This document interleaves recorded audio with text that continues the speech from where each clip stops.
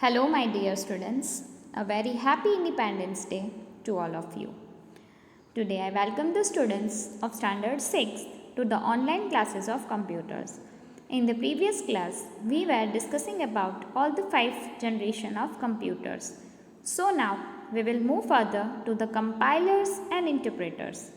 So, first, let me explain you in brief what is compiler and what is interpreters.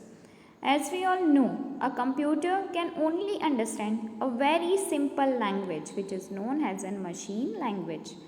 The machine language consists of a string of 0 and 1s. It means the input given by the user converted into 0 and 1. It means in binary form because a computer can only understand the format of 0, 1. So, all the communication with the computers must be converted into strings of various combinations of ones and zeros to represent both the instructions and data. It means that the data which is in the machine level language, which is in the binary form of 0 and 1, should be converted into string because a human do not understand the machine language. So, the binary form of the data, it means the data which is in the machine form in the form of 0 and 1 should be converted into the string. String, it means into the alphabets, into the text, into the letters by the combination of this 0 and 1 forms which represents both the instructions and the data. It is very obvious that the writing programs into the machine language is time consuming, tedious and error prone. It means that while writing the programs into the machine language is very time consuming. It takes most time because a person do not understand the machine language. So he or she have to think about it and then only he can write it. So it takes more times.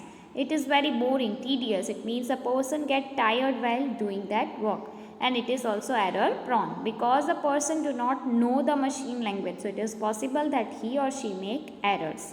It would be easier if we could issue instructions in a language that assembles a human language more closely. It means that the machine level language have many limitations, like it is time consuming, it is tedious and it is error prone.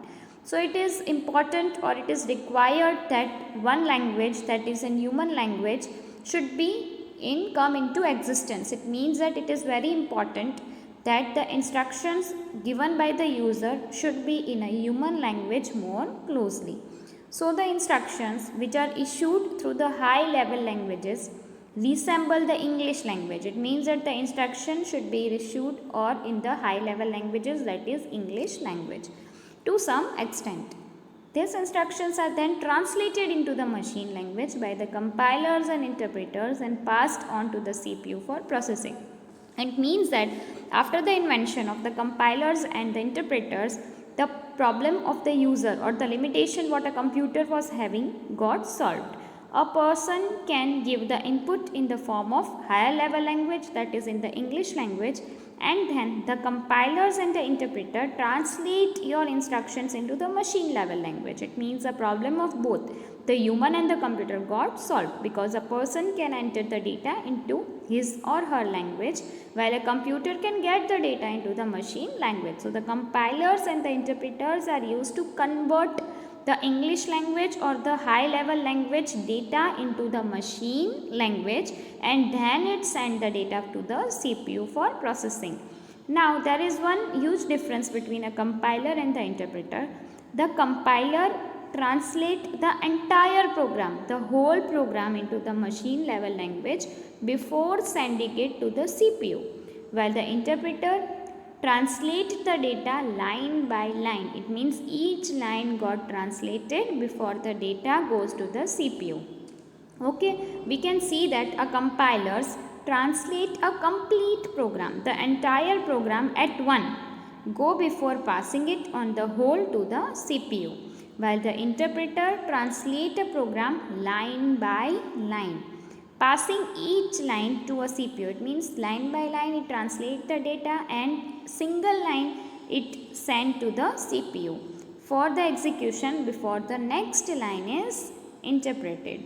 Thus, all the programming languages have their own set of grammatical rules which are checked by the compiler or the interpreter.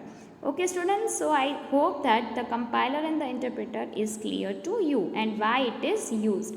Why, I will repeat it once again. The compiler and the interpreters are used to translate the human language to the machine language and vice versa. It means again the machine language is translated in the human language before the output is displayed.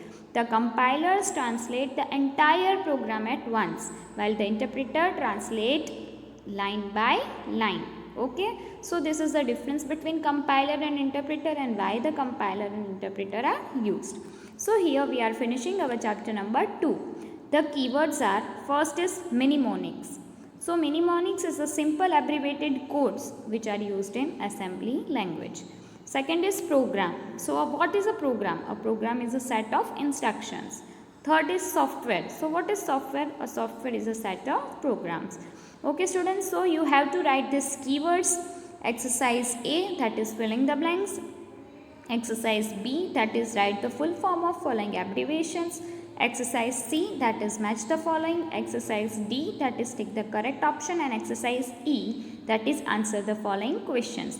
This all the exercises PDFs I am sharing with you. So you have to write the exercise A, B, C and D in the textbook and the exercise A, B, C, D, E and the keywords also in the notebook.